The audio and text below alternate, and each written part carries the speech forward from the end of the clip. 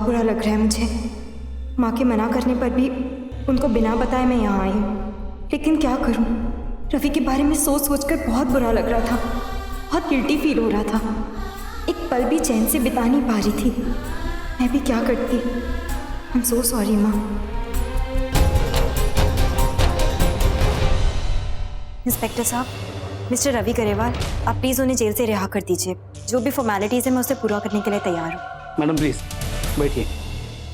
ये आप क्या कह रहे हैं मैडम? हम रवि को कैसे छोड़ सकते हैं? उन पर तो एक संगीन जुर्म का इल्जाम है और आपकी माताजी भी नहीं चाहती कि रवि और साकेत छूट जाए। सॉरी मैडम, हम कुछ नहीं कर सकते। कि आप क्या कह रहे हैं इंस्पेक्टर साहब?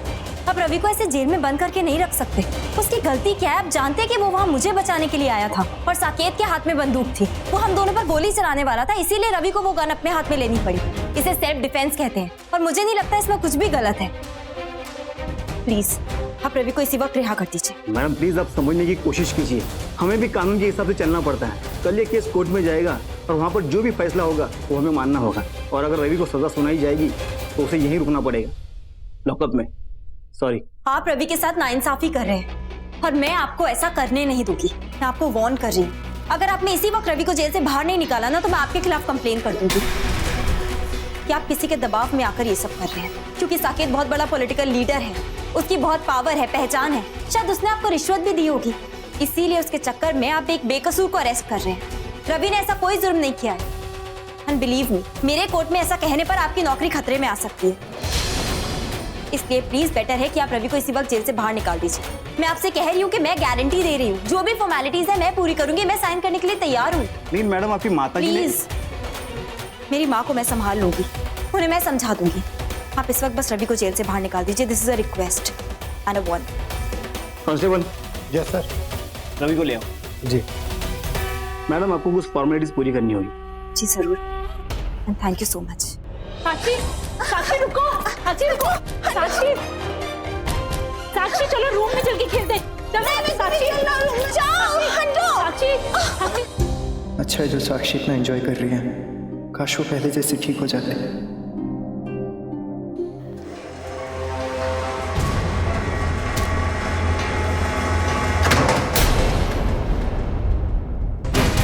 What the hell is this nonsense? अकल है कि नहीं तुम्हारे अंदर? क्यों खुला छोड़ा इसे इस तरह से?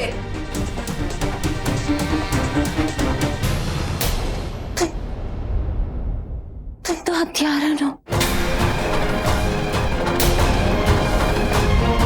मेरी देविका दी को मुझसे छीन लिया। मेरी देविका दी को मुझसे छीन लिया। मार डाला उसे। संभालो अपने। बहुत पछताओगी, बर्बाद हो जाओगी। बहुत पैसा है ना तुम्हारे पास, बहुत पैसा, गाड़ी, पैसा, बंगला, बहुत है तुम्हारे पास, है ना? कुछ नहीं बचेगा, सब बर्बाद हो जाएगा। ऐसे ऐसे रोड पे आ जाओगी, ऐसे ऐसे ऐसे ऐसे करके भीख मांगोगी। साक्षी, और कोई भीख भी नहीं देगा।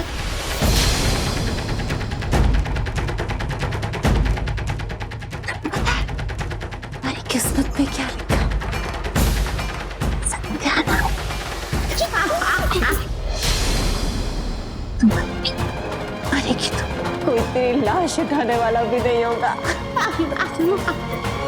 बहुत बुरी है तुम, बहुत बुरी।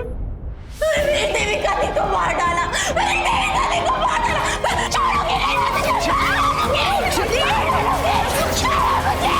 ये ड्यूटी निभाती हो तुम अपनी? हाँ, हिम्मत कैसी हुई इसे कमरे से बाहर निकालने की? अगर फिर से ये गलती हुई ना ज्योति, धक्के मार के तुम्हें घर से बाहर निकाल दूंगी। Do you understand that? Jyoti, तुमने इसे दवाई नहीं दी? मैंने तो दी थी, पर पता नहीं क्या हो गया। सुबह से ना खाना खा रही ना, दवाई नहीं, भजी भजी हरकतें कर रही है। ये कौन सा बहाना है? हाँ, दवाई नहीं ली तो तुम्हें उसे जबरदस्ती खिलानी चाहिए।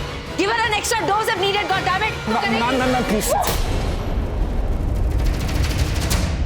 साक्षी तो हमेशा से मेरा पर्दाफाश करना चाहती थी, इसीलिए तो उसको पागल बना दिया मैंने।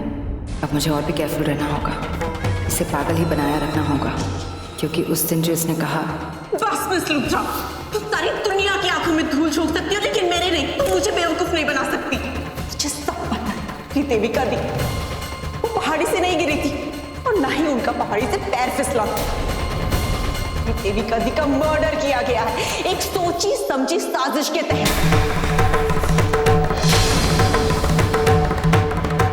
तुम सब कहानियां बना रही थी, वो सब झूठ है।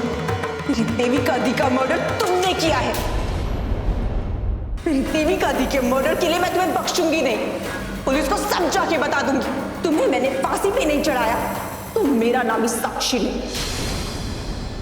अरे साक्षी, तुम मुझे गलत समझ रही हो। इनफैक्ट जैसा तुम सोच रही हो ऐसा कुछ भी नहीं हुआ। ऐसा ही है और अब जो तुम्हारे साथ होगा वो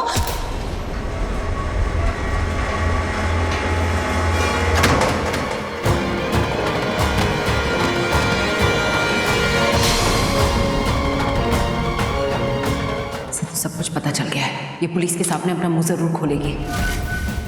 पुलिस को सब कुछ बता देगी और हमें फांसी पर चढ़ा देगी। क्या करें इसका? करना क्या है? मार देते से और क्या? नो साकेत, पागल हो गई हो क्या तुम? हम ऐसा नहीं कर सकते साकेत। तुम जानते हो ना, देविका की मर्डर का मामला अभी ठंडा नहीं पड़ा है। ये अलग बात है कि पुलिस उसे एक्सीडेंट समझ के केस क्लोज कर चुकी है, लेकिन अगर हमने इसे मार डाला ना तो शक हम पर पूरी तरह से चला जाएगा। फिर से केस रीओपन हो जाएगा। ये बहुत बड़ा रिस्क होगा साकेत, हमें कुछ और सोचना होगा। लेकिन जब एक को मार दिया तो दूसरे को मारने में क्या प्रॉब्लम है?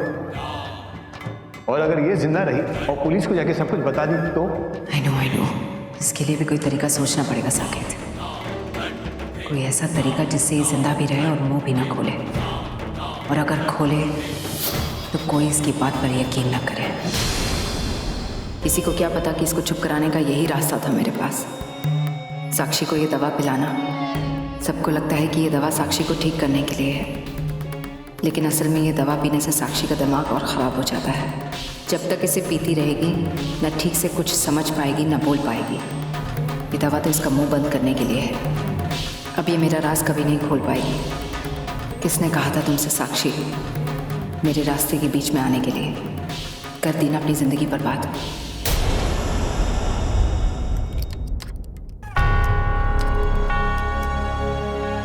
चलिए आपको छोड़ दिया गया। मतलब मिस लूथरा आई है, उन्होंने बेल दी है मेरी? जी नहीं, मिस रायचंद आई है। और क्या गजब की औरत है। उन्होंने आते ही हमारे इंस्पेक्टर साहब को धमकी दिया और बोला अगर आपने रवि को नहीं छोड़ा तो आपकी शिकायत ऊपर तक करूंगी। इसका मतलब देविका आई है, उसने मेरी बेल दी। मुझे यकीन नहीं हो रहा कि देविका। शायद आपने गलत सुना, देविका नहीं मिस अंबिका है। तुम्हें क्या पता कि अंबिका ही मेरी देविका है? नहीं सह पाई वो मेरा इस तरह जेल में बंद रहना, और मेरे लिए यहाँ आकर उसने साबित कर दिया कि वो भी मुझसे बहुत प्यार करती है, बहुत ज़्यादा प्यार करती है। क्या हो गया? कहाँ खो गया? चलिए चलिए।